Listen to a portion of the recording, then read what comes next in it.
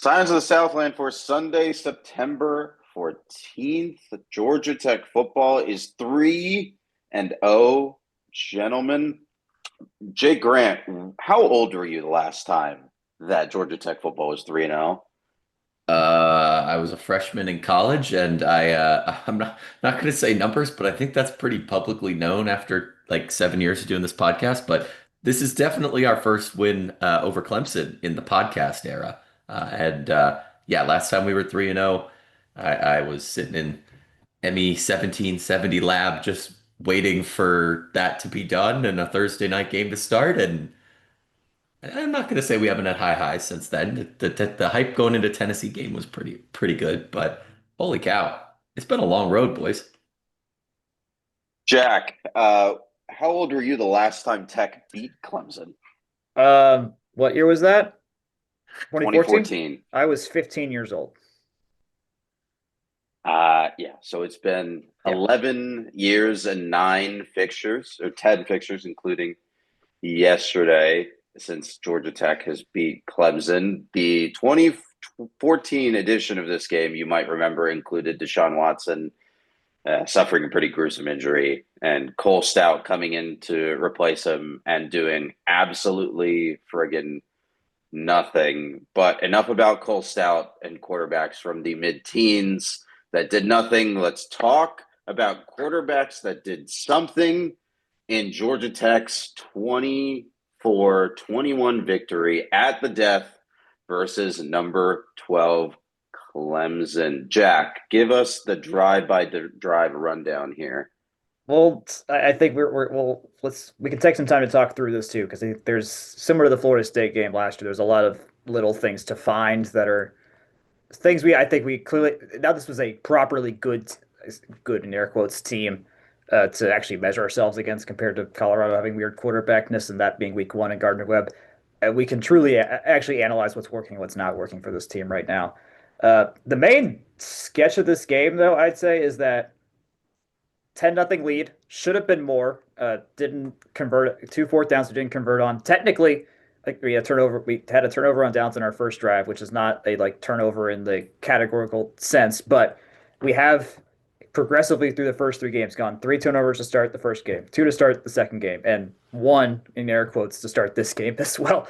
Very the pattern works. So next week we should be just fine. Um, all that to say, had a lead, had a 10-0 lead.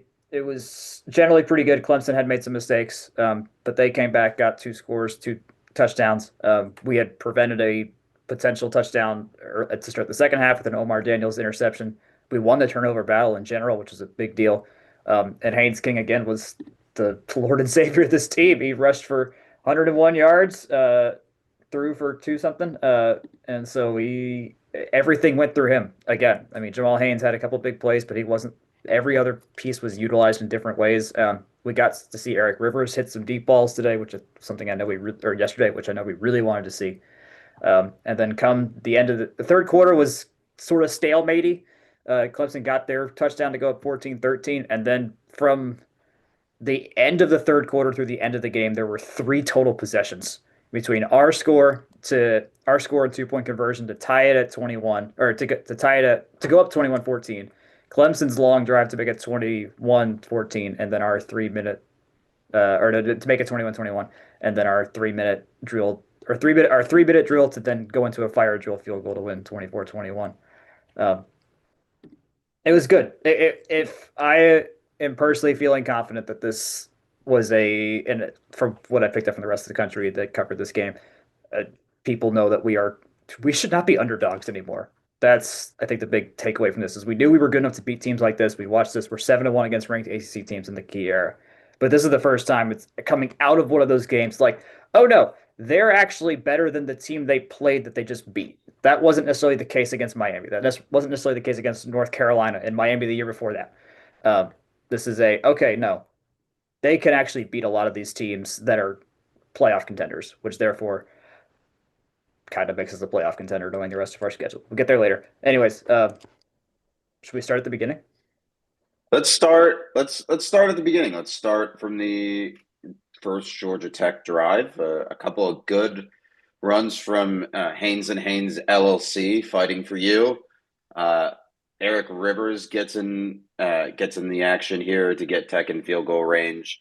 The key play on this drive, I think, is a 4th and 2 that you mentioned earlier as our first and only turnover of the game.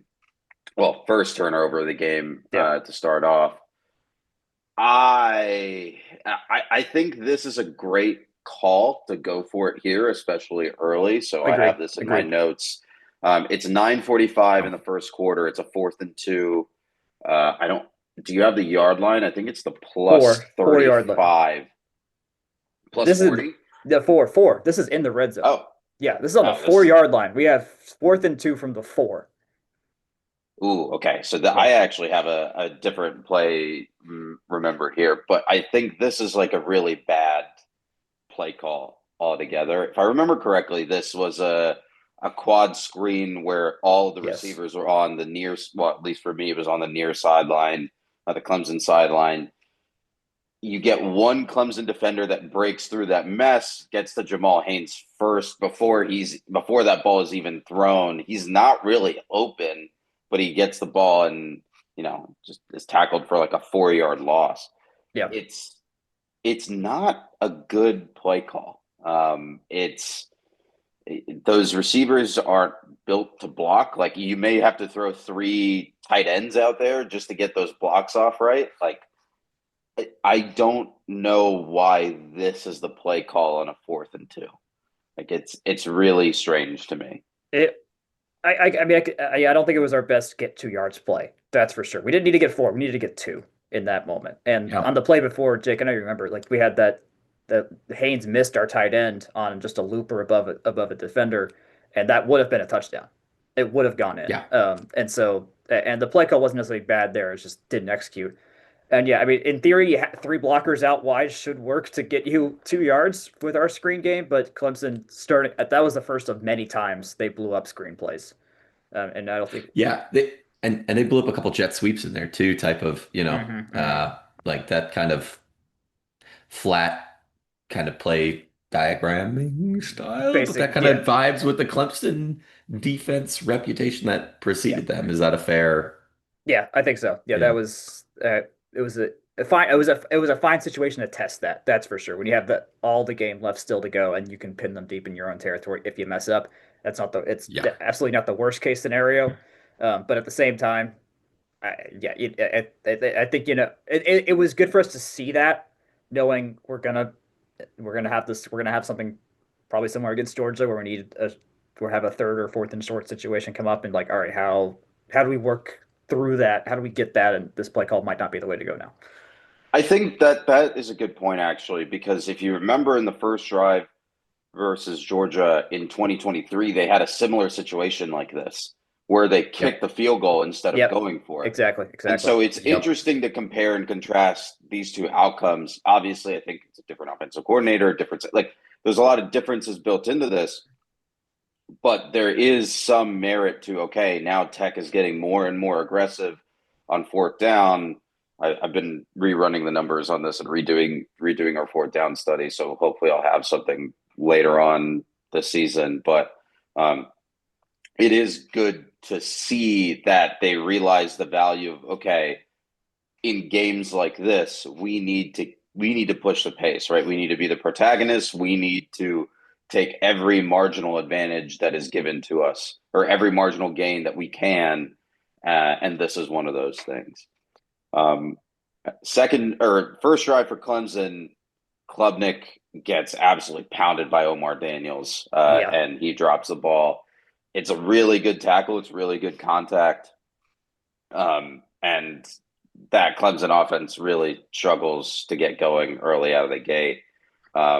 On Tech's ensuing drive, not a ton here. I have in my notes here, running down the right side was really difficult. Clemson sealed the edge really well on this drive. Yeah. I think they had dropped the motion, at least in this moment, and edge defenders' eyes weren't tracking. We didn't have to track guys. They come down to have a 4th and 3 here. this would be the 23, I think. And Yep. they end up kicking a field goal from here. I don't love that call. I think the advantage for hitting go here would have been just about 4 win probability points. But I get it, right? You have to get something if you're going to be down in the red zone twice. You have to come away with something to continue staying in the game. So Yeah, it's fine. They know Clemson was going to score this game. You have to have some sort of lead. Like you cannot. It is as long as you can. The fourth and 2 from the goal lines or close to goal lines different. When you know you got to have something that's important. And I know that this is letting like the previous events rather than seeing them as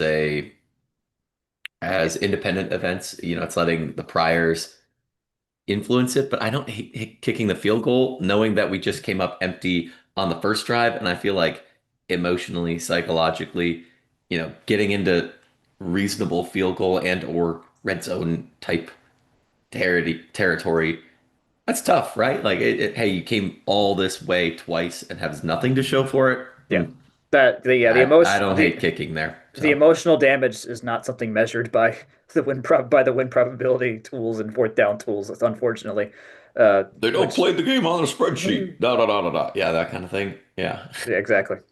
They don't play the game on paper. I was gonna correct you. Moving right along, Clemson's ensuing drive. Cole Turner picks up a slant to convert a 3rd and 2, but then Tech blows up a tunnel screen on 3rd and 4, which forces Dabo into a fascinating situation on 4th and 3, in which he decides he sends out the field goal unit first. They get set up. They almost take a practice kick, and then he calls timeout to think about it. And then he sends the field goal unit back onto the field, and they still kick it, and he misses it wide right. It's fascinating.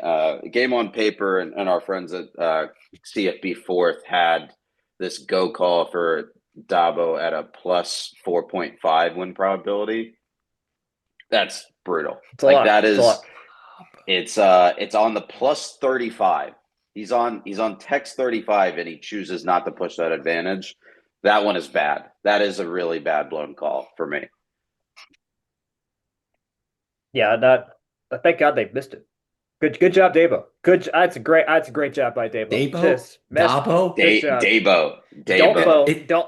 Don't bow for it. I don't know. That wasn't great. I thought his name was Dabo. I've heard 2 different pronunciations, and they're both ringing alarm bells in my head, boys. What are we doing here? Oh dear. It's Dabo. On Tech's next drive, pretty good play from Canyon to drag some dudes after a slant to get into Clemson territory.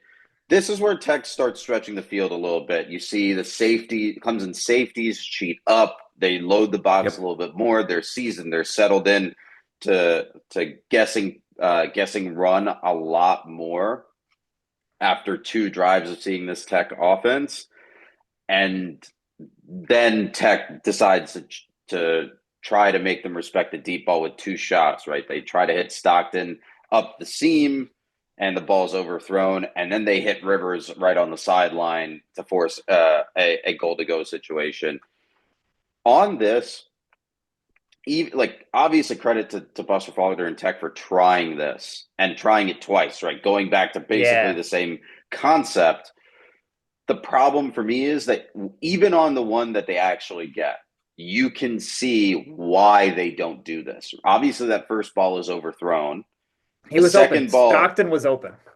Yeah, Stockton's open with room to run, right? Yep. If he catches it, he's into the end zone.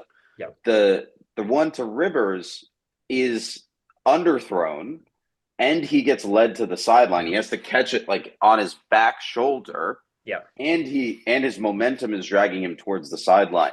I think you can really see here why they don't do this with King in these two throws. The ball placement is so inconsistent at that 15 to 20 to 30 yard range that it's hard to know what you're going to get. And that's why we didn't see it. Obviously, Labrum injury aside last year, That's why we didn't see it a ton Right. last year. Right. So let's keep like that's something to monitor as well. And then Jamal Haynes runs it in from 5 yards out at the start of the second quarter. Tech is up 10-0. Happy days. The one thing I noticed on this scoring play, the tight end that was in motion did a really good job of chipping the edge rusher in order to make space on the inside for Haynes to get through. Yep. Yep. The fun part is I don't think the tight end realized that he actually chipped the edge guy, because the edge guy has to go around and the tight end just stops. But it was a really good play design. I liked how that worked on the counter. Jack, tell me about the next couple drives here. Clemson stopped in the next one. Nothing really worked a bit there. Our fourth drive, King's running game starts to unlock a little bit. It didn't really unlock until the fourth quarter, I'd say. But he's finding spots finally up the middle and whatnot. He threw a really good ball to Taylor on I think there's just an out route on the right side, but just get it close to the ground. Only he could catch it. It was a really good spot. And then this is where Clemson really starts figuring out how to get us in the backfield. Jake, this is where that failed jet sweep happens. Held is one of the guys that's back there. Sammy something I think is another guy that's just killing us in the backfield. Um, And they go and ahead. it's interesting to compare those 2 points, right? Because I think, especially rewatching on the condensed game, which is out on YouTube if anyone wants to watch through. It's a great 19 minutes of your time. But you can see that the line was really getting a lot of push and making lanes in, to the point of unlocking Haynes. It's like, okay, you're having this success, but when you're going, I guess, east-west on the field instead of north-south, it's not quite as successful. So I thought that was a interesting counterpoint there. But I don't know. It's not like Tech was not running or not executing well or anything like that. I think No, top to bottom, it's just like opportunistic, and they're talented.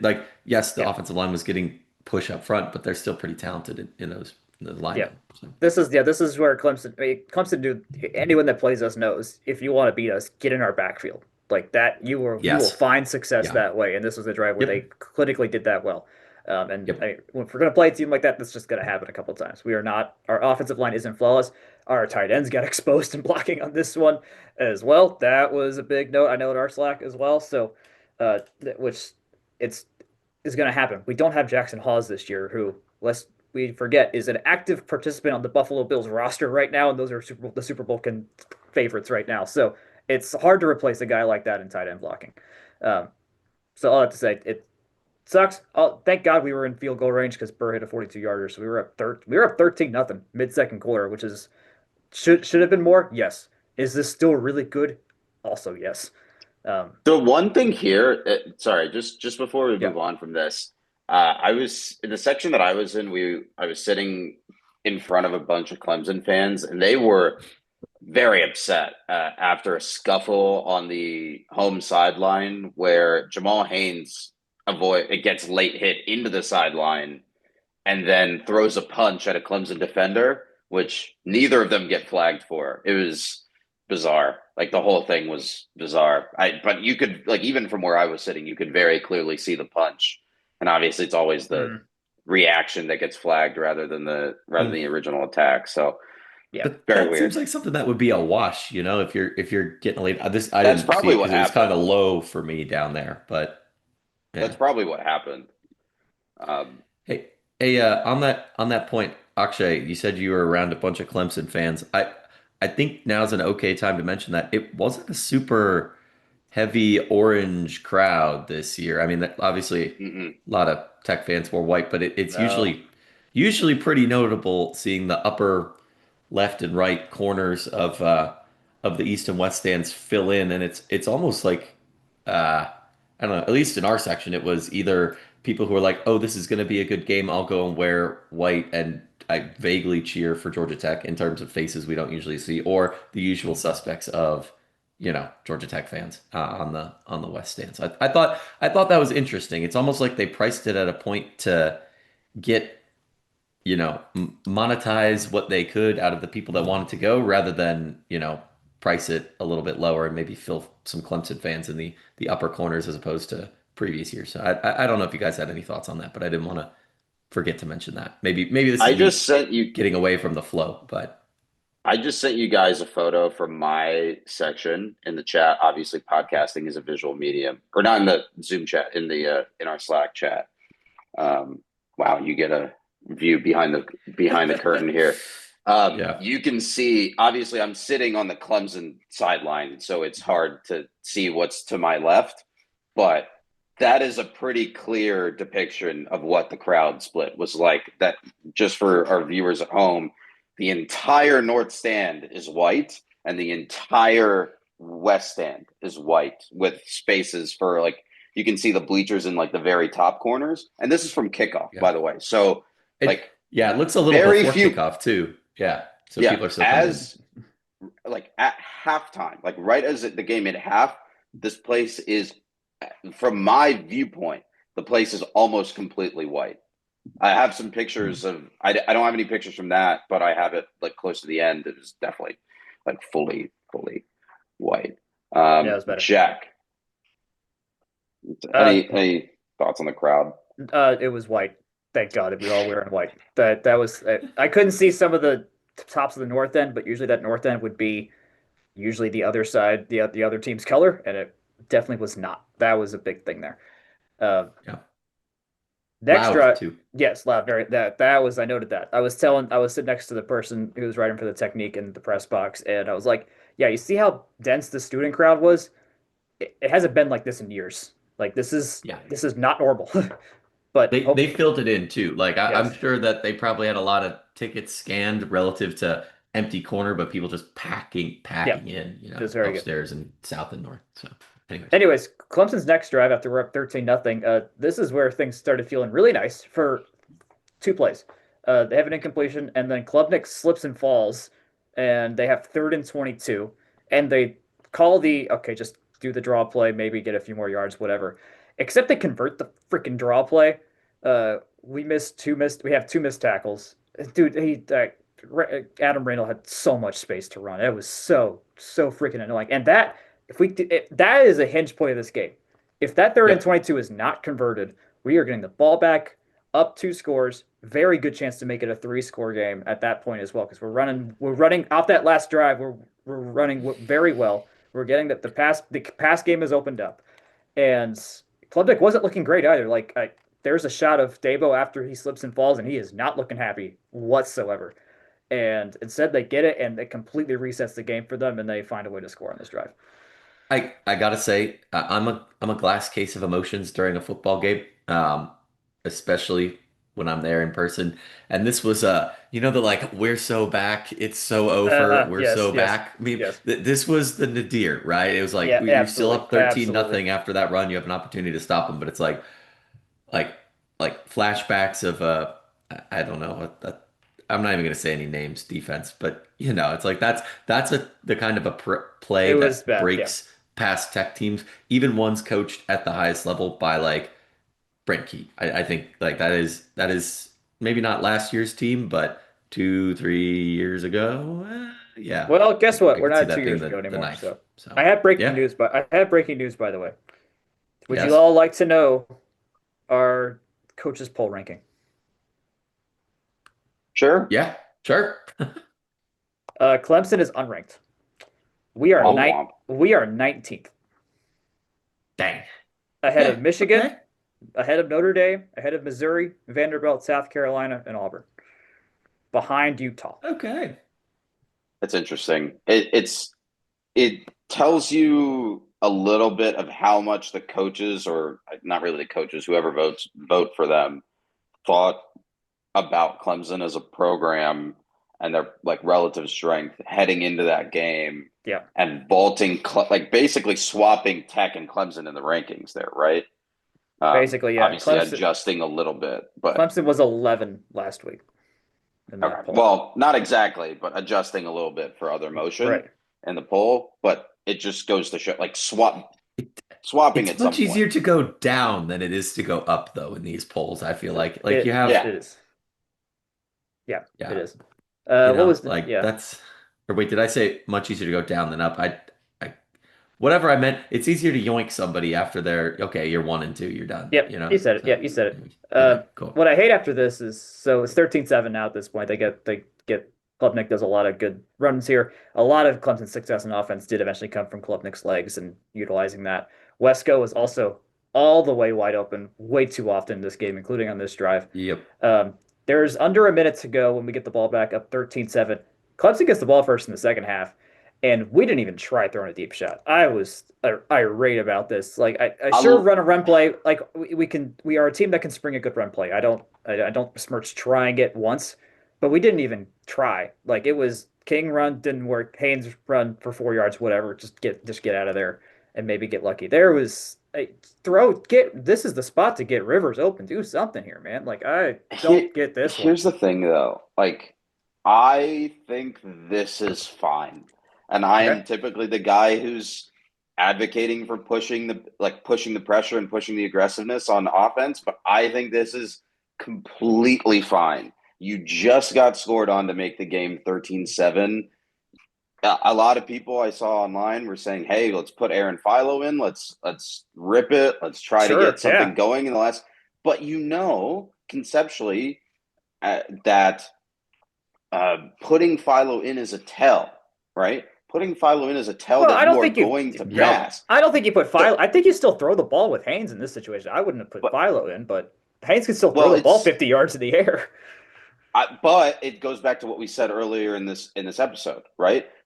There is an inconsistency with Haynes King's ball placement when it comes to 20 to 30 yards out in the air. So do you risk an incomplete pass / pick with Haynes King?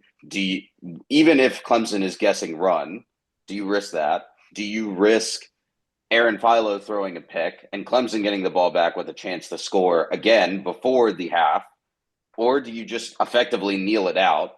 I mean, yeah, they ran 2 draw plays, but like you kneel it out, you go to half with the lead, and you keep it at your 6-point margin and just say, hey, like we'll take our chances with what we'll go into the locker room, we'll adjust, we'll see what Clemson comes out with in the second half. Yeah, Clemson gets the ball back to start the second half. We'll talk about that drive in a minute, but I think this is completely fine. Like you know the team that you're playing against.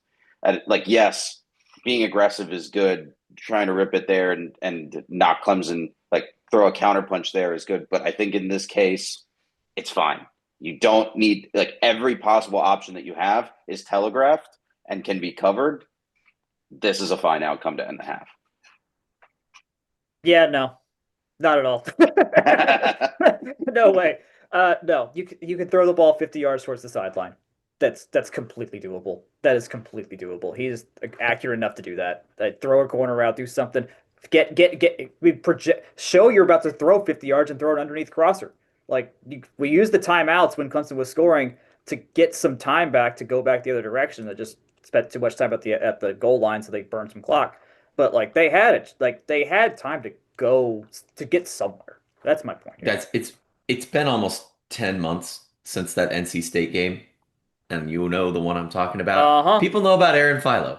Yeah. They know especially if you're playing both on the same series, on the same drive, either you're going to do the exact opposite or the thing, right? It's almost also, like, yes, Philo he can run. he can run, but it's too much of a tell. I think Haynes is not that much of a liability when he's throwing that it's worth it to telegraph something like that. That dude was throwing, so. he was throwing lasers yesterday. That dude was slinging the ball. It's fine. I mean, yes, he technically misjudged the 2 deep shots we tried, but at the same time, that man was firing some 10-yard slant lasers in tight windows. Okay, but here's the thing: we can throw 50-yard posts and have them be off target and maybe get picked off, or we throw 10-yard slants and have them throw 10-yard slant bullets. I think the ball placement, the inconsistency there, which we talked about in 2023 too, when he first played at Tech and they were trying these deep shots a lot more, the risk is just way too high. The distribution of outcomes there just makes it way too risky to do it with Haynes King. And we're saying Aaron Philo is way too much of a tell in this circumstance. Sure. Well then, okay. Here's a middle ground there. I think running a play, like doing a run play, it's fine there in that situation because, as I mentioned, you can still we have the ability to spring one. Like that's happened before. But maybe it's on that second play then. If you know you can kind of do one shot to the end zone instead of try to throw it to like the 20 or 25, just get one far and deep to where it is the last play of the half, no matter what. At least it gives you a chance of something. Maybe Mhm. you get a pass interference and an untimed down, something like that. If you can there's ways to minimize the risk there. I think to where we're Yeah. not allowing a return for a touchdown. We got speedy guys all over the field. If they're returning an interception, they're getting tackled. Like they're not getting past our wide receivers. So it's a good little it's a tension point though. Like there's in the end it worked out obviously. Um, where odds of us scoring were probably we're not high at all in that situation, but there was we have the ability to give ourselves options there between either trying to find we could have rehearsed the fire drill in this situation too. Like who the hell knows if we just get a couple chunk underneath routes and we just run for 15 yards and run them out. As they said, they practiced this last during the week. Like they were ready to go. So I mean, yes, we had the lead. It's great we kept the lead until the next drive where Clemson just completely ran the hell all over us in the second half, which is what I was worried about because it was a double possession opportunity, which is also why I wanted us to do something here because this was a very obvious double possession for Clemson that Yep. could have done us in if things went a lot worse. So But even if Clemson, so moving on to the second half now, Clemson runs the ball really well, and then Omar Daniels picks off Cade Klubnik at the yes, 5 and returns it to the Clemson 48, right? lucky one here. Yeah. Yeah, very lucky. I think you could see it on the replay that he has Klubnik tries to force this to a really tiny window, and it is a good ball. It's on target, Yeah. but it's a small window, and Omar Daniels makes a really good play. The unfortunate part is that Tech is just not able to do anything on the next drive and has to punt. Yep. It was not super great. King, I think, lost like 15 yards and fumbled the ball. He got hit from behind us. He was throwing a screen to Rivers, and it results in the ball going backwards like 6, 7 yards, and it's still right at Rivers though. And then he gets tackled for a 12-yard loss in there. I thought Rivers should have just like thrown the ball out of bounds because he was outside the tackle box. It would have been one of those weird way to get to a halfback pass situation, but it's fine.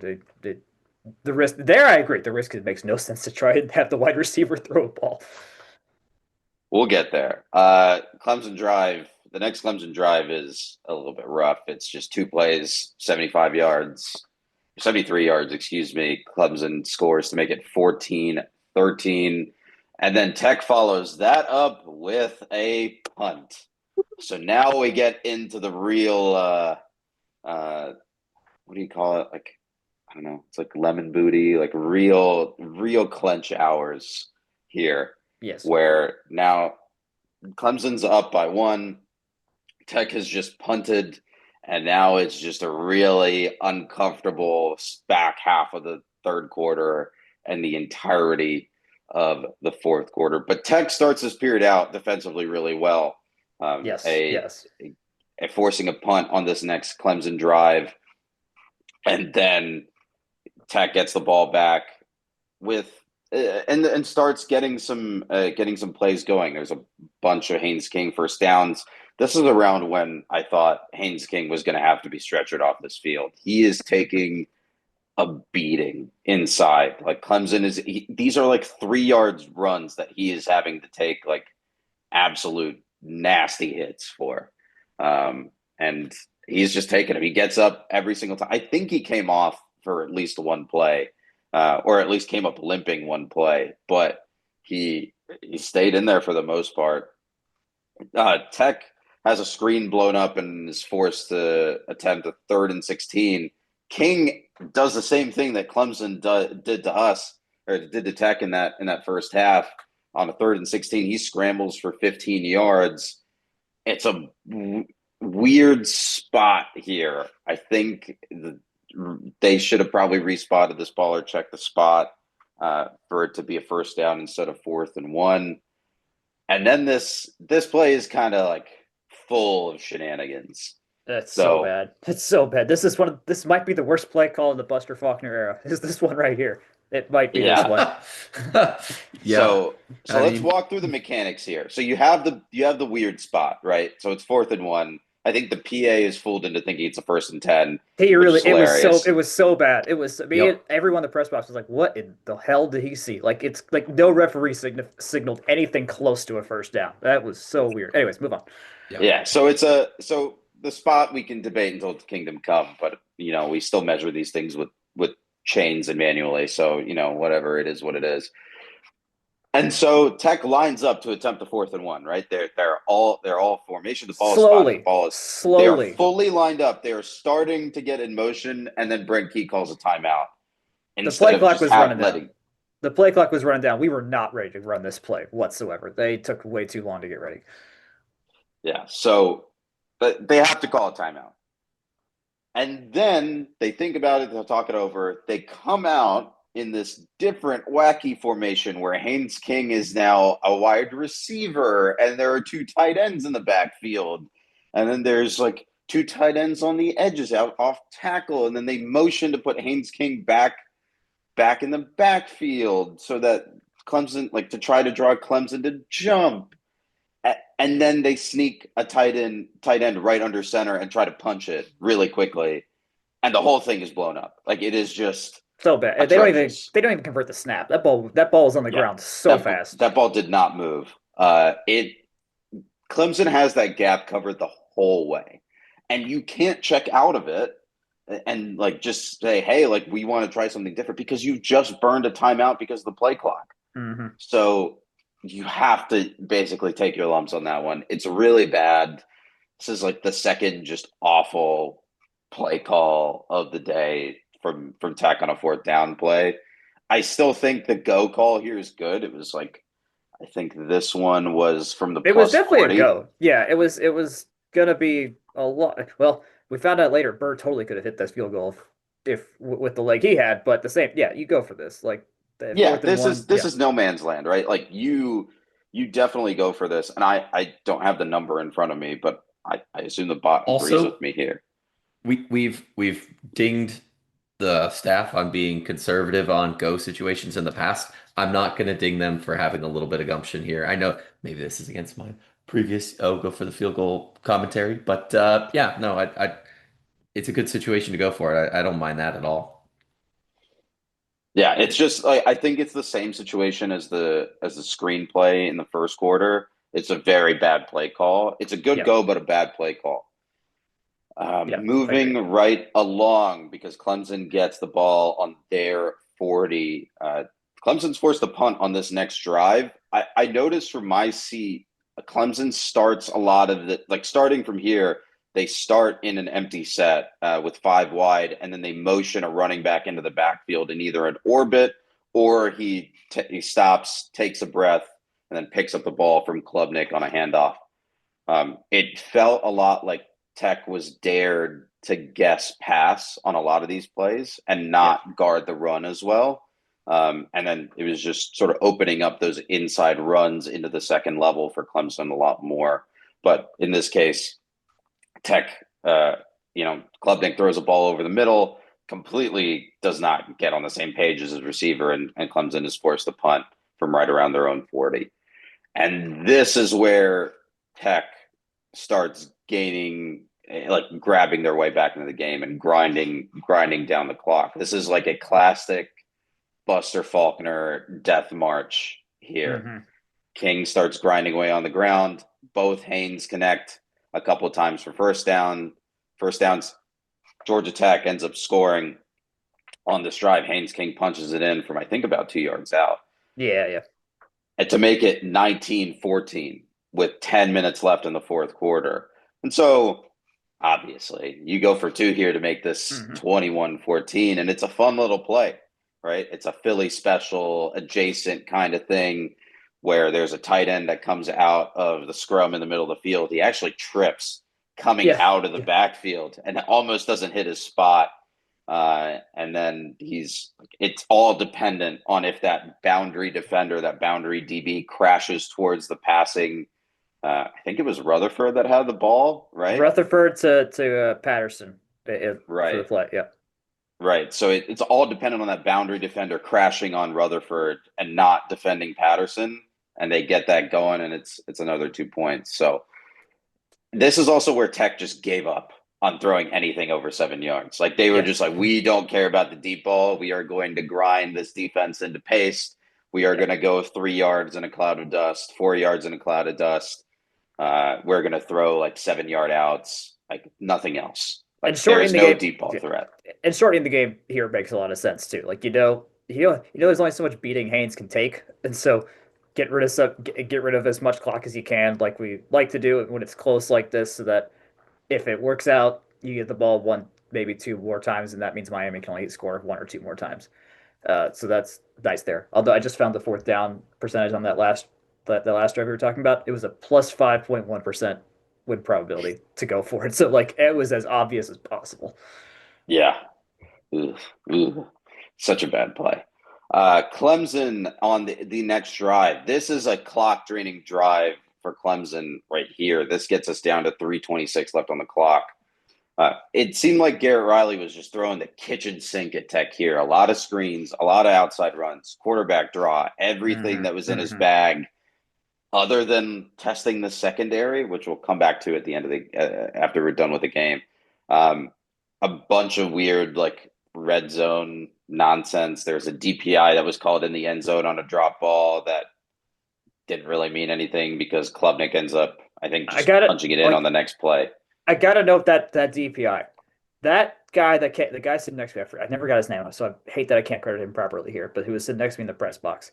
He noted the guy that they put out wide was a 4-year basketball player for Clemson. He's 6'8", and they just line him up out wide, man on single coverage, and literally just have him box out like he's getting a rebound and draws a pass interference with a mismatch. It is, and he has 1 year of eligibility left, so he's playing.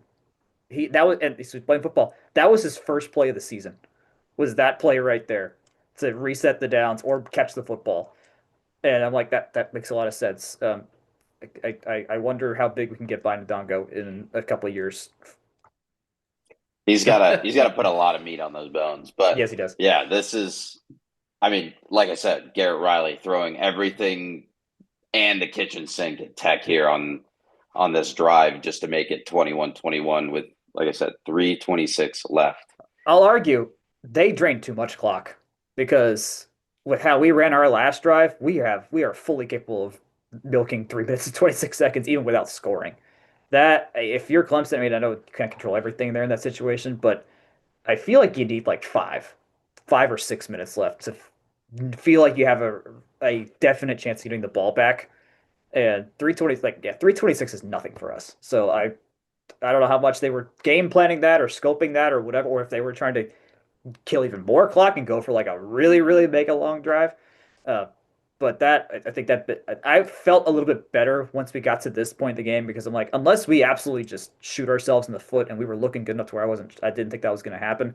This set us up really nicely when it came to how much clock was left, how much time we had to move up the field, maybe score a touchdown, but at least get in the field goal range with the two timeouts we had left. So situationally, this was as good as we could have, I think, have gotten for needing just needing a field goal to win.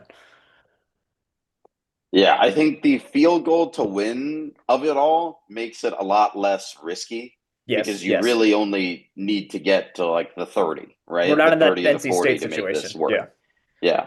So it's fine, right? It's fine. So 3:26 left. Tech starts at his own 25. Haynes King again, multiple third down conversions, multiple just bruising run plays. This guy is a trooper, and I think this game, uh, more than any of the others that I've seen in a while, maybe that Georgia game last year, it proves how much of a beating that he takes to drag Yeah. this team on his back to the end. It's phenomenal. I hope he got an IV after this game and also some painkillers because really it's brutal. The Yeah. wear and tear meter on EA college football is just all red on him. It's ridiculous. That's what he's at his Um, best. I don't know what you mean. We want that. it's crazy. Keep in mind, Tech only has two timeouts here to work with 3:26 left. So they try to do a good job of draining this clock. They take it down to the 2 minute warning. Fine, whatever. Coming out of the 2 minute warning, a couple plays that take way too long. Yeah, yeah. We'll come back to Dabo not using his timeouts in a minute, but like this gets down to 26 seconds. Tech has 3rd and 4 from the 42. Instead of trying to convert this and keep running the clock, they don't have timeouts to try to send the field goal kicker on. They just run King up the middle. I think actually not up the middle, but to the left to set up this field goal in the center. Yes, yes. And then it is nightmare fuel for everyone watching in the stands as they watch the entire offense sprint off the field and the entire field goal unit run onto the field for this fire drill field goal, excuse me. I had no idea what the distance was until after the game, and I'm really glad I didn't. Because if I had known that Aiden Burr was about to attempt a 55-yarder, which would have been his career long, the backflips that my stomach was doing would be much worse. Yeah. Instead, Aiden Burr nails it from 55, and the students get on the field, and that's that. Jake, what were you feeling when you saw all that go down? Because I had some sort of strategic thoughts going on. I was also like actually just losing it internally. Uh, where were you all at in that situation? Yeah, I was kind of the point where, how do I put this? We had enough time to do a fire drill, so I was like, maybe the mad lad is just trying to do a fire drill and get the ball, kind of in position. Yeah, I don't know. It was kind of one of those like things are happening so fast that I trust there's a plan, and if there's not, then we got like structural game management and strategy issues to be talking about. right. But I mean, every piece of, coverage after has been about how they practice this and they're ready for this. And, I guess you burn a little bit more clock and just trust your kicker and trust your, quarterback to keep his hands on the ball, right? Like Right. I don't know. I think it was weird. I think it's unconventional. But hey, if they're practicing it and it works, right? Yeah.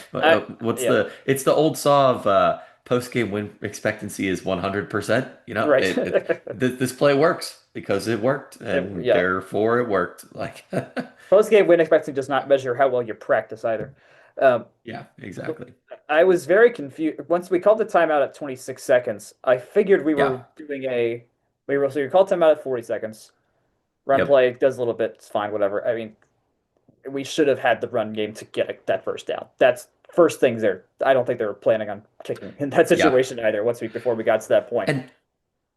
And I was worried that it was like, oh gosh, do they not have enough time now because they didn't get the Right. first down to Right. stop the clock? Because it's kind of a It's a testy it's a spot. risk reward play because you think, okay, yeah, they got to spot it, move the chains, kicker runs on kind of thing. But Yeah. I mean, it all looked about as natural as anything. And maybe you're at the point too, and this is a little bit more hindsight, where it's like you don't want to call the timeout and just have Aiden Burst sitting there for 3 minutes thinking about what he's about to have to do, you know? That's fun. Yeah, in that sense, yeah, that's a good point. I in my head at third down with 26 seconds left, I thought they were gonna throw because either A, Yep. And then you kill the clock. you do a short Hmm. little pop. You can Yep. if you get the first down, it's a clock stoppage. If you drop it, it's a clock Yep. stoppage. So no matter Yep. what, you've got yourself somewhere between 17 to 21 seconds and to spike the ball, you can milk Yeah. at that point if we get the first down, either Dabo's got to Oof. start calling timeouts or you just wait, you just let the clock drain, spike it at 2. Um, Yeah. and so there's ways to get it more structured. Now, the fact that Haynes just And doesn't get the first down there kind of ruins all that. I did like that how I do like how Aiden noted though. He's like, I still had time to take a beat, even in those that we had yep. 20 seconds from Haynes going Yep. down to the ball to the clock expiring, and I think Yep. this speaks to now, guys. How badly would this play have gone 5 years ago? Like, Think about if there is a way to show how much better this team is from the old administration, it is considering just how poorly this would have gone. Oh Not yeah. not to be dramatic, but Aiden Burr would have been a grease spot because Clemson's, vaunted line would have just because that's a different Uh, Clemson team too. I yeah, mean, sure, yeah. like that's tough, and I think the point on the spiking the ball is honestly where is probably the like platonic ideal, right? Where it's Right, like the yeah. clock stops and you have time to set up, but it's Mhm. not like okay, and we're going to commercial and we've iced our own kicker, you know? So Yeah. I don't know. I'm at the point, and I've been thinking about this as I don't know. I don't know that I've said a ton on this recap, but the thing that I've kind of walked away with in the last day or so is it feels like, and this is probably due to my own like we haven't been 3-0 since I first started being a fan, but it feels like the slate is finally like cleaned, Yeah. Yeah. right? And Winsipedia, brought to us by Stephen Little. I promise I'm going somewhere with this.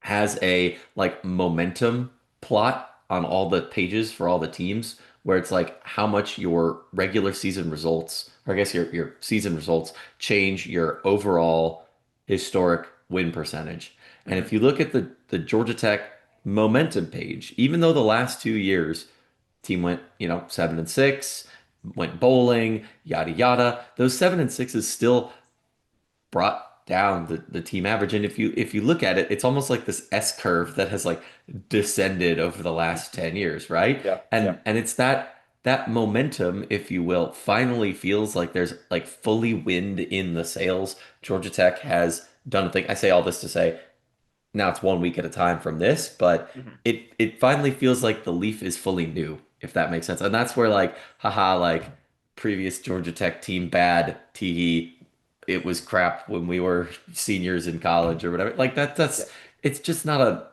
an illusion I think that like I feel is relevant anymore, you know? Like it was almost like freeing to see that kick go through the uprights, I guess. I don't know. We beat Miami last year. We beat UNC in a great Yeah. win a couple of years ago. Like those were good and they helped define a program and build a winning culture and whatnot. But in terms of like a psyche thing, I don't know. I don't know. It's tough because like I don't know, a lot of our remaining home game opponents might prove to be less good than maybe we potentially previously had hoped for excitement purposes, but like Tech's holding serve and Tech, student support and fans are holding Mhm. serve and Tech's coaching staff are, they're in the execute mode. I feel like it's that next phase of where we are as a program. That, Yeah. obviously Brent Key is coached. He's coached 37 games now, right? Like that's a pretty good time to leave your mark. Like it's almost like okay, we're in the era now, right? It's time to start Yeah. start living in it, right? You're So. right. You're right. Jake, Yeah. Jake, would you say this is proof of concept for Brent Key? Oh, I was listening to Ryan Alpert's piece on ACC PM right before we logged into this because like he might say something of note that would be prescient for later in the game. I don't know, who's to say? And he said alignment like twice, and I was like, Yeah. ooh, that's a good one too. Yeah. Hey, We're aligned and we have proof of concept, and I don't know. now we're winning, Uh, and now we're still winning football games. That's like, Yeah, yeah, there you go. you're no, you're Yeah. right. We are in the smack middle of the okay, let's do the thing now. We are out of And the figure it out, understand who we are, get the pieces in place to succeed. We are in full-fledged I start don't. succeeding mode. Yeah, and I don't think that thought was fully crystallized in my head when I started just saying that right there, let Yeah. alone like when we started doing this podcast. But like the more I've thought about it, the more it's been like, like the rest of the season is not a guarantee just because the first three games have had two pretty notable victories and a good FCS win. But the runway is there, right? And it's at a point where like we as a fan base and a team, like it's Tech fans' responsibility to, go, you know, proselytize, come to Bobby Dodd Stadium, be there, show up, support, donate, whatever those things It's are. been a lot of It's the that. coach's job to go execute, make sure people are getting, recovery and time and succeeding in like all these things. It's Yeah. the execute and build and I think the just seeing the momentum plot yesterday was a good way to like crystallize in my head where I'm like, oh yeah, like that's why people are still wary. Is like the last 2 years were good, but it's building, and now it's time to to be in that. I guess maybe next phase. I don't Yeah, know. Hopefully that all made sense.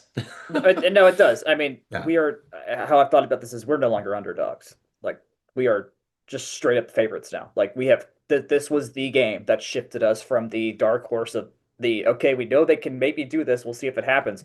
Can they make that transition? This was the game. We talked about this before the season. Every big media outlet talked about this before the season of, okay, if you get through this game, that opens up a world of possibilities. And you just got to, we'll just see what happens. If we lose this game, wasn't the end of the world, could still have a really successful season. But if you get this game, the amount of things that can, the amount of possibilities that are now open to us that were not open to us before, and assuming we hold serve again, a lot of games to hold serve still. Like there's a lot of long way to go. We're still in mid-September. We will not be close to done until November. Um, it it I think if people are still on the fence, it's like, okay, how many wins does Brent need to show you in this context that he can do the job here? This is seven of these against the ACC. Seven of them. That Seven and is one in 8 attempts. That's a crazy that's ratio great. against Yeah, ACC ranked opponents. and Mhm. one score games against Georgia and the other two ranked games. Yeah. And Notre Dame, like forget about Notre Dame. Um, Yeah. so in games where I think we we had all like to. in games where we had everybody basically, where we had the full ring of everybody, we are one play from beating Georgia, and then we're 8,000 ways from beating Georgia last year. The year before that, Yeah. not happening, but it was a very good proof. That's where we were like, okay, something's going right here if we're going one score against Georgia in a year they won the national championship. Um, the cascade of things that were going the right way.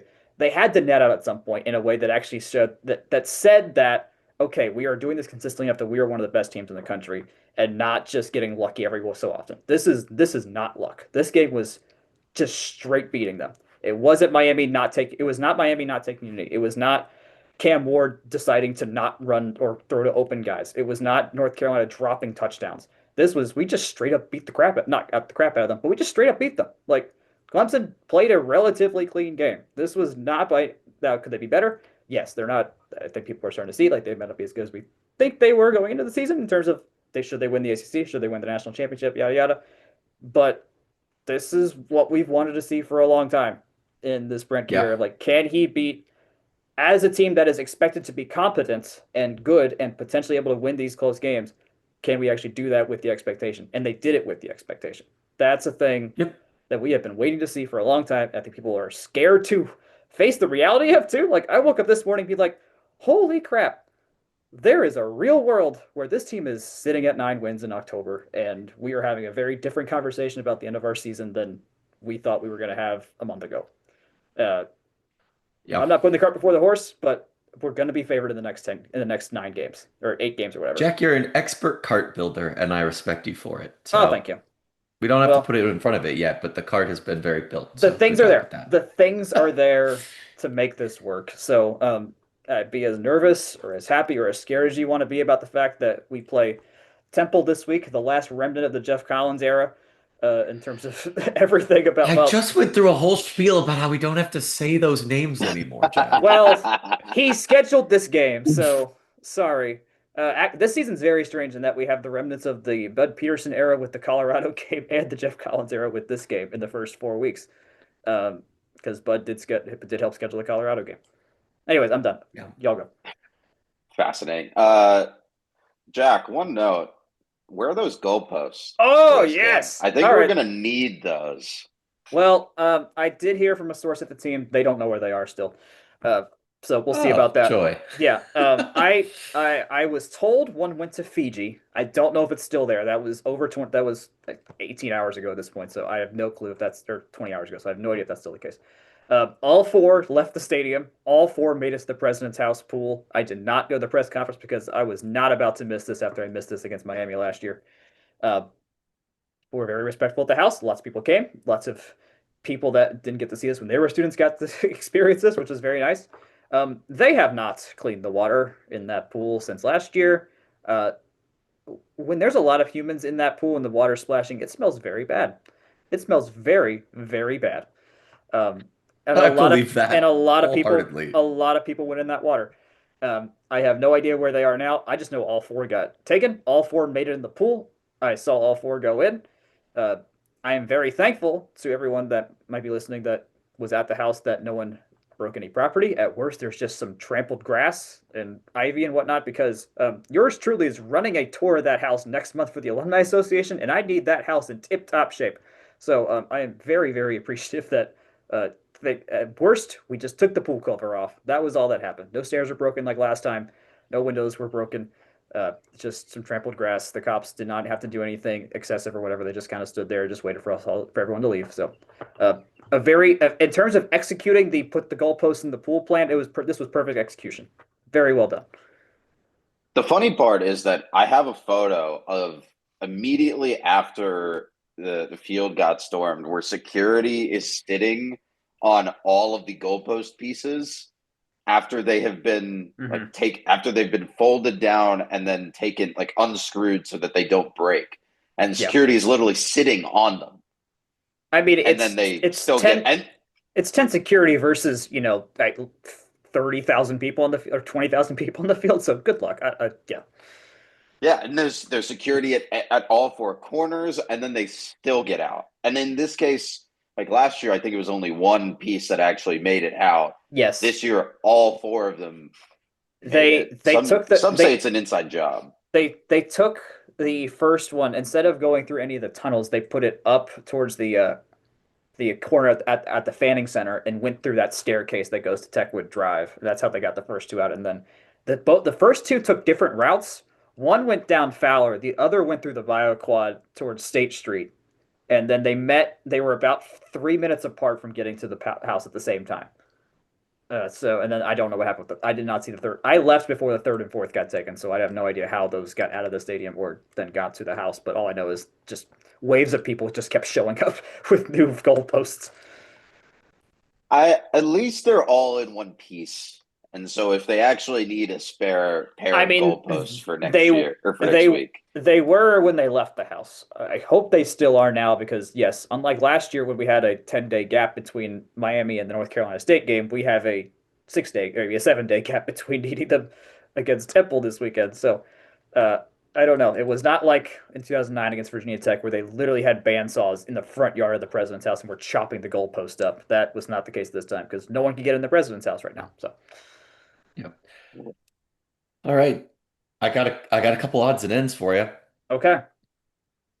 All right, so I pulled Massey Ratings, a very useful website that will give you expected win probabilities through the end of the year. Obviously, our odds to win at least 3 games are 100%. So that's super duper fun. But it's really kind of re-emphasizing that I think eight to 10 wins is our most likely outcome. Nine is that middle outcome right there. So I thought that would be of note to you gents. To win all 12, we are at a 0.7% chance. So no carts, no horses. 11 Oh, wins is like 6%. So yeah, no carts, no horses. 1 week at a time. It's a it's a long road, and yes. no team is essentially perfect. So just wanted to couch what I just said earlier with that. So gents, I think that is it for Georgia Tech football for this weekend. What a weekend it was. And it's only 2 p.m. on Sunday, and I think we've spent an hour on this game alone. It And we deserved still it. have other Georgia Tech sports to talk about. Let's go around the ACC very quickly before we take a short break. It was fun for the ACC network to publish the audio for all of the video reviews that they did Yes. for this game. Right? I don't know if that was ESPN or ACC network, but it was fun. Um, Stanford and Boston College got up to a lot of weird stuff in the late slot on the ACC network. I think Stanford won 30-20, and that Stanford team is awful. I think Cal and Stanford and Cal won too, by the way. They beat Minnesota. There are a lot of wins to be had for those programs on just body clock games. Like it's yeah. ridiculous. Um, NC State and Wake got up to some shenanigans on Friday night too. Just like a very weird ACC weekend overall. That's not counting Brent Pry, excuse me, getting shot out of a cannon this morning Mhm. after being down 28-0 at half to ODU. Ooh, ooh boy. Akshay, Ooh for your boy. own edification, I wonder if they walked him across the street from Lane Stadium to their airport because Virginia Tech has an airport just to go like tarmac. You've been tarmacked. Oh Get on Technically that tarmac. Cessna 172 and get out of here. Technically tarmac, But the best kind of tarmac, yeah, surely. um, I I'm gonna do a completely shot from the hip while I was letting you guys talk on some of our notes before we started. I threw all the ACC teams in a list. It's Jake's too early power rankings that he's also maybe forgotten two teams from. So this will be super fun because I forgot that Florida State existed. So just kind of slap them right at the top of all this.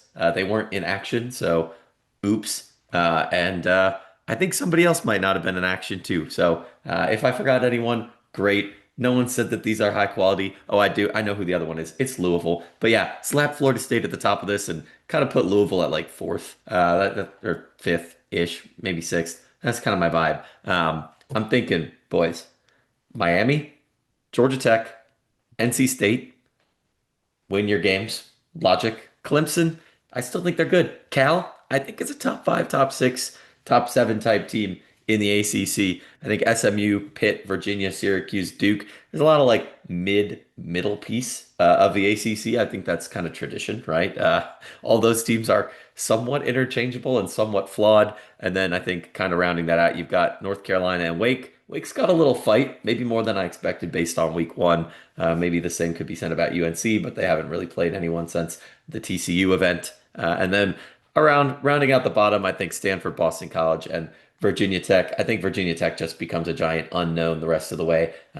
Keep an eye out for that coming up in a couple weeks here. We do catch Wake on the road, I think, in 2 weeks too. So, yes, we do. Buddy, interesting times to be had. not to beat a dead horse, but that VT team is bad. Like they did not have it at all in these first couple of games. They looked behind the pace versus South Carolina. And then this, I even forget who they played last week, and they didn't look great. But this game versus ODU, like Brent Pry started and ended his Virginia Tech tenure with losses to ODU. Like this is Oof. I didn't realize that. for all the talk about Brent Pry bringing Tidewater recruiting back to VT and all of the hype behind VT every single offseason. This is hell of a way to go out. Mhm. Hell of a way to go out. Anything Yeah. else, gents, football wise? Anything else? UCLA lost their coach.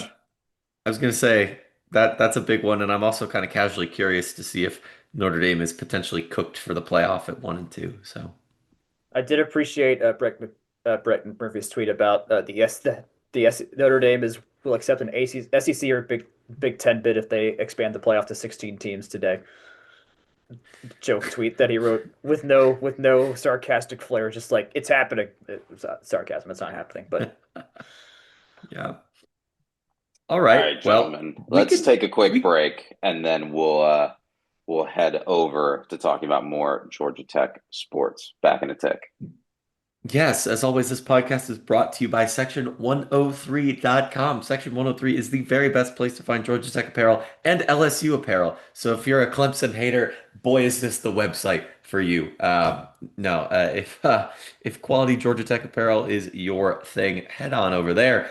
Polos, that's at the top of the list. New feature on the site. Go check out your various polos and golds and patterns, and you got the GT, you got the rec. You got the gold with the heather on the bottom. That's cool too. And then also the new Ringer tee, rounding that out. If you want to support athletes, they've got Haynes King related merch also in the store, and I believe some throwback and others as well, including Kenny Anderson is still on the site with some of his stuff. Go give them a look. They've got white, gold, and everything in between. Georgia Tech apparel, the best place to find it, bar none. Free shipping on orders over $90 every day, and use code FTRS for 10% off. That's section103.com and at section103 on Instagram. Gents, back to you. Welcome back to Scions at Southland for Sunday, September 14th. Let's talk about volleyball. Some big fixtures this week for the number 21 team in the country, including a visit from number 6 Wisconsin. Jack, you were there. What'd you see? We got smacked. Wisconsin's good. Wisconsin's really, really good. And they played really well, but I think by their standards too, in that they hit over 500 for the match. They were hitting over 600 Ew. through most of the match. Uh, they're good. They're really, really good. And we are finding ourselves. We are still talented. We did beat number 15 Purdue, who just beat a top 10 team this week, or today. So that makes that win look a hell of a lot better now in terms of the whole ranking things. I'm very glad the AVCA rankings move very slowly, so I'm mostly confident we will still be ranked even after getting swept by Wisconsin, Rio. Um, I'll note the first set was, I think, considering who we had, knowing how new this team is, and what we're still trying to figure out, I was not upset with the fact that they lost 25-23, and that said, I wish we obviously won the whole thing. Uh, but they played pretty competitively.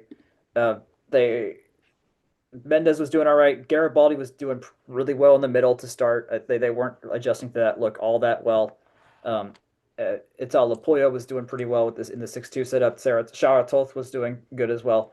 Uh, and Michelle had some good challenges as well. That gave us some critical points late in the set as well, which is really nice to see. Um, but eventually, Wisconsin ran away with it at the end of the set. Was able to take care of it. Um, and then they were up early breaks in the second and third sets, and that was that not much left there. Um, Wisconsin hit lines very, very well. I think the big thing we needed to see was Mimi Mambu figure out herself and have fewer errors and be a little bit more of a presence on the offense, and she was. So in terms of the progress points we needed to see between Garibaldi playing well, Mambu playing well, Lapoyu showing that she can do well in these situations, Toth staying consistent in the 6-2 setup as well. I saw when I talked to Michelle afterwards, she was happy of the things that she saw because she saw things that they can continue on. She said they had a better week of practice than they have in the past, which makes sense. This is the third week the whole team has been third, fourth week the whole team's actually practiced together because that basically didn't happen in the preseason. Um, so in terms of facing a top 10 team who is going to win NCAA tournament games, might make the Final Four, we're going to play teams in the exact same mold later this year between Louisville and between Pitt and possibly SMU as well. She was not disappointed where they were. Yes, they kind of let the foot off the gas off the pedal. They weren't lethal. We were not lethal whatsoever. This team is not lethal yet like we used to be. Nope, Which not at all. and this is where I like try to measure expectations here. It'd be shocking if we were with how much is new of this team and how young this team is. This is just a ton of freshmen figuring out how to play a really good Big Ten team at home. Thank God it was at home. Could have been a lot worse if it was on the road. Um, all in all, sucks to lose, but I'm not in terms of okay. There's somewhere to go with this game. There is somewhere to go with this game. I think I kind of penciled Wisconsin in as a schedule loss, right? It would have been awesome to win. But my question to you, gents, did either of you watch the Tennessee game? Because that's the I game that I did. I leave a did. little bit more apprehensive about. Tech, to your point about not being lethal, could not really close stuff out. Yes, they did pick up a set, but two tight losses, not a lot of surefire answers oh my gosh, they said it a million times on the broadcast. I should know the Tennessee girl's name, but I'm just doing this off the cuff. Oh, Chapman, Peyton Chapman. Yes, yeah, Chapman. That's it. Just really couldn't close out, get a couple points when you need it, and the fourth set was just an absolute Wasn't pretty. slugfest. But I will say I'm pretty sure it was their fourth game in 6 days, so maybe and all on the road, so maybe there's some rest and you know that playing into it. But I don't know. I hate to say hey Wisconsin kind of is that good, so mm. But the Tennessee one that's an opportunity that I think is one of those when they look at resumes at the end of the year, that's would have been nice to have that one, especially with how tight the first two sets were. Just not a lot of Yeah. closing for Georgia Tech. So, Michelle did condense the lineup in this game. We usually see Danielle Tansey come in as a defensive specialist, but she had a boot on her leg, so she wasn't playing tonight. We didn't see Mogridge at all in this game. Just mhm. MIA. Don't know if that's which felt at times it feels like we could be using her just for some size because she is bigger than Garibaldi, but Garibaldi was doing well offensively. A thing I noticed in that third set is that Wisconsin was getting much better at predicting our shots as well, and they were having an easier time defensively than they were in the first couple sets. Just figure out there was a couple spots where like they knew we were going to Garibaldi and they were ready for it and shut her down. And those are some spots that would have been really nice to have. We were Michelle liked playing the 6-2 in this spot because we're still not in our normal 5-1 set. We're not massive up the net right now, unless we play Mogridge, and we're not playing Mogridge in that spot. We're playing Garibaldi. And so when you put Lapoyo in, that's very, very tall human being you can put up there. And Toth is about the same size as Suarez. And so you're getting you're adding to the height, and we played in that. We never left the rotation that rotation for that, and we saw a lot of Lapoyo points, which in the end I think hurt us because Menges hit 500 in this match, but only had so many opportunities to actually get shots in. Um, and so I wonder how they react to that. I think Michelle was right in saying like, yeah, we need to get some height up there because Wisconsin needed that. Our defense was kind of optional in the back row. We are not digging well right now. That we have been outdug significantly between these two games against Tennessee and Wisconsin, and that's the biggest change with this team is we do not have the defensive firepower in the back row that we used to have. Our outside hitters used to be freaking brilliant at that, and right now we're dealing with a lot of inexperience back there, and it's pretty much just Velez that can actually lock down in the backcourt in her libero spot. And so we're definitely losing points that way too, because between Wisconsin doing well at that and us not being as good of a digging team, it's going to hurt us. We should not beat anyone that's ranked ahead of us the rest of this year, I would say, just purely based off of that and teams finding their form. Um, we saw only a little bit of Anna Fedorowicz in this game, and every point she played, they targeted her, and Wisconsin got the point. So that wasn't great to see, but uh, there's things that I think Michelle knows where to grow from this. There's still communication things. They're still gelling because again, 12 new players, really hard to solve all of that very quickly and with how this team morphed together in training camp. So uh, I'm glad this week's happening because we can beat Georgia. We have a 75% chance to win per evolve, and this game is in McCamish, so this will be a very nice, high energy, very good experience for them. There's also that ticket special going on with this game where you can get a ticket to both this McCamish Pavilion volleyball game and the Temple game, football game on Saturday for, I don't remember what the price is. Was it like $40? Sounds about right. Yeah. That would not be a bad something deal. like that. Yeah, for It's a pretty good deal. It's a pretty good deal. Gents, let's whip around the flats real quick. Jake, talk to me about golf near your Yep. hometown in Chicagoland. Yeah, the south suburbs are kind of the Derby Dragons part of Chicagoland for me, but they'll be down in Olympia Fields. A lot of good golf in down there. Jack mentioned that last week, I believe, on the show, so nothing too much there. Just that starts midweek or late week this week. Jack is raising his hand, so either he's very excited about golf or we're taking a strong left turn back to football. So That is correct, sir. The latter. We have the AP poll.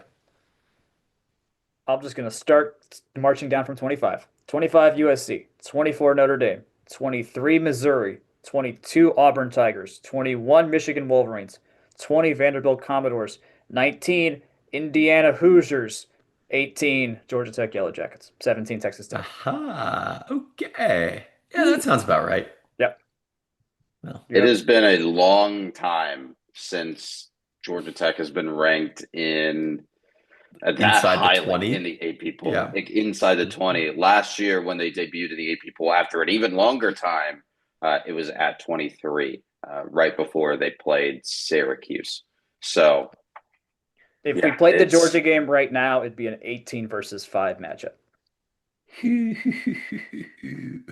Ooh. Yeah. Carts and Yeah. horses, Jack. Go back to making carts. Carts. This Come is just on. I'm just reporting. I'm just reporting right now. No opinions were This is shared big in J these last three journalism. moments. We are Yeah. being purely objective and reading facts. Uh, that's it. Okay, move on. Yeah. All right. So men's Tell me tennis. about tennis.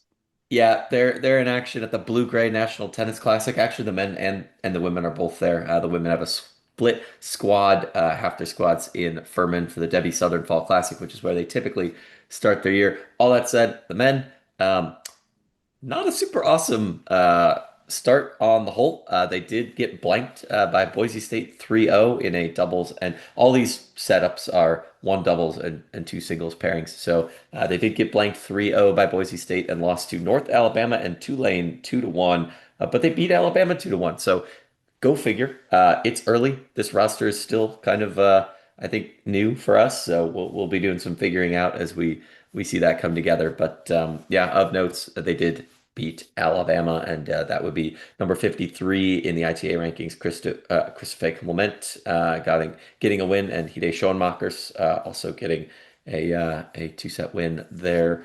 As well, they'll next be in action at the ITA All-American Championships qualifying, pre-qualifying draw type situation. That'll be starting next Saturday in Tulsa, Oklahoma. As I noted, the women did split the squad. The women in the Blue Gray National Tennis Classic are actually pretty good start. 3-0 win against UAB, 2-1 win over LSU, Ole Miss, and Iowa State, respectively. So a lot of Power 5 competition going down 2-1 there, and a nice 3-0 win against UAB. And I think this is in Birmingham, so they might be the host, but I'm not as certain about that. That being said, the Debbie Southern, I think that's probably the other, like, you know, other side of the squad might not be the top of the lineup over there, but kind of a mixed bag for Georgia Tech in doubles. On day one, Tech did go, I believe, 1-3 in doubles, and they also went 2-2 in singles. Yesterday on Saturday, they did go uh, 2-0 in doubles, sorry, and then 3-1 in singles. Like I said, I think the top of the lineup was in the Blue Gray National Tennis Classic. Just looking at some of the names, Alejandra Cruz, Scarlett Nicholson getting some wins in particular over there, as well as Tali Light and Olivia Carniero. So not too sure how they made those decisions, but it's a wide net that they're casting with the tennis. They'll also be in action next weekend for ITA All-American Championships qualifying, and that'll be in Cary, North Carolina. We also had some cross-country action. They were at the Jacksonville State Southern Showcase. A lot of teams there. The men finished in ninth. I believe the site said eighth, but when I counted it up, they did also finish behind Lee in Tennessee. They're a D2 school. Belmont and Lipscomb ahead of Tech. Those are two typically pretty good cross-country programs. And then you've got Alabama, Kentucky, Louisville, Auburn, and MTSU. So a lot of natural pairs in those groupings between the smaller Tennessee schools and some of the Power Five Kentucky and Alabama schools. The women finished fourth. They finished behind Louisville, Mississippi State, and Kentucky. Of note, they were just 4 points behind Belmont on the men's side, so pretty close to a top eight finish out of, I think, 50 or 55 teams. I need to go back and check that one. But the women, they did finish 15 points out of third place and three ahead of Kennesaw State, a familiar face we saw a couple weeks ago. The women did see Caitlin Thomas, a freshman, finish in 16:57.93, and that's good for 10th place. So good finish there. The top finisher for the men was Joey Sandel. He's a junior, won a 24-24-44 in the 8K, and that was good for 30th place there. Tech hosts next. They'll be that's not till the 3rd of October though, so they're off for a couple of weeks. They'll be off, but that's down at Bocart Farm on October the 3rd. That's the general news and notes, odds and ends for those that are keeping track of it. We've got some schedule releases. That's men's basketball Of course, the men's and women's tennis fall schedule is out, and the softball fall exhibition schedule is out too. Give those a look. You can find those at ramblinrec.com. And we've also got some Hall of Fame news, or as I call it, congrats and preemptive congrats. Danny Hall, Morgan Burnett, and Chantel Lowe to the Georgia Sports Hall of Fame. And then Chris Bosch and the Redeem team to the Basketball Hall of Fame. Gents, anything before we wrap it up? Any news we missed? I think seeing Lowe, Burnett, and Hall going to the Georgia Sports Hall of Fame is really cool for three very different contributions in their time on the flats and also off of it. So that's neat. I want to dwell on that for a sec, but I yield the floor. It's the rest is up to you. There's so much. There's so much stuff this weekend. There's simply Yep. too much football on yesterday, including our game. It's kind of fun. Not gonna lie, it's the first time I think it's been a fun weekend of football all around. So, but then there's the Falcons at like 8 o'clock today, but we ignore that for our mental health. So We get to be happy for another 6 hours. There you that's go. how I put it. Then there was also that 5-4 barn burner in Mercedes-Benz yesterday, Jack. Yeah. God, I hate that team. Okay. Anyways, I will. Okay. Let's go home. That's Hold a on, different let's go. podcast. I do have one note. Temple game this weekend. It's just if I'm gonna get ahead of the, I'm gonna get ahead of the, this is where I'm gonna get ahead of something. It is shaky knees weekend. Do not complain if there are students not going to the Temple game because there is a damn good lineup at Shaky Knees at Piedmont Park. Oh, yeah. And I do not blame anybody for going to see some really, really great bands instead of watching us predictably beat the crap out of Temple. So don't take it personally. It's the bands are really good. I am wondering why I'm even going to the volleyball game instead of going to see Inhaler on Friday night. So it's going to be really, really, really good. So we have no judgment here. If you would rather go see some really freaking good bands instead of watching us play football on Saturday, Yeah, I think Sunday's got a good lineup too. that's Saturday, the best one. Yeah, Saturday I'll be in the stadium. But, that's who we are, Jack. So there we go. All right, now we're done. all right. As always, you can find us at fromtherumbleseat.com for all of our written content. You can email us from therumbleseat@gmail.com. You can find us on Twitter, Blue Sky, FTRS blog, Jake Grand 98, Jack Nicholas, Game on Paper, gameonpaper.com. I'm sure they're also posting away at that handle on Blue Sky as well. Give that a look. You can find the site at From the Rumble Seat on Facebook, Instagram, and YouTube. And you can find this podcast wherever fine podcasts are distributed. As always, tell your friends. We do appreciate it. And we will see you very soon next week. Good night and go Jackets.